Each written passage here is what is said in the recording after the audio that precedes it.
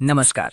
જો તમે નવું પાન કાર્ડ કઢાવવાનું વિચારી રહ્યા છો તો 31 માર્ચ સુધીમાં જલ્દી અરજી કરી દો. 1 એપ્રિલથી પાન કાર્ડ બનાવવાના નિયમો કડક થવા જઈ રહ્યા છે અને માત્ર આધાર કાર્ડથી પાન કાર્ડ બનાવવાની સુવિધા બંધ થવા જઈ રહી છે. નવા નિયમ મુજબ 1 એપ્રિલથી અરજદારોએ આધાર કાર્ડની સાથે જન્મ તારીખ એટલે કે DOBનો અલગથી પુરાવો પણ આપવો પડશે. આ પુરાવા તરીકે તમે birth certificate, voter ID, passport, driving licence, matric એટલે કે ધોરણ 10નું સર્ટિફિકેટ અથવા મેજિસ્ટ્રેટ દ્વારા જારી કરાયેલ એફિડેવિટ આપી શકો છો. આ ઉપરાંત અરજીમાં તમારું નામ આધાર કાર્ડના રેકર્ડ સાથે 100% મેચ થવું જોઈએ. તેમાં કોઈ પણ પ્રકારનો તફાવત ચાલશે નહીં.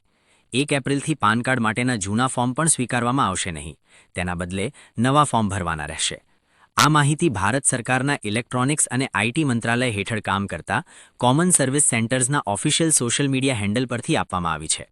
તેમણે લોકોને જણાવ્યું છે કે 31 માર્ચ સુધીમાં આધારથી જ એપ્લાય કરી લો, કારણ કે તે સૌથી ઝડપી અને સહેલો રસ્તો છે અને ત્યાર પછી વધારાના દસ્તાવેજોની જરૂર પડશે. જો તમારી પાસે પહેલેથી જ પાન કાર્ડ છે તો તે આધાર સાથે લિંક છે કે નહીં તે ચોક્કસ ચેક કરી લેજો.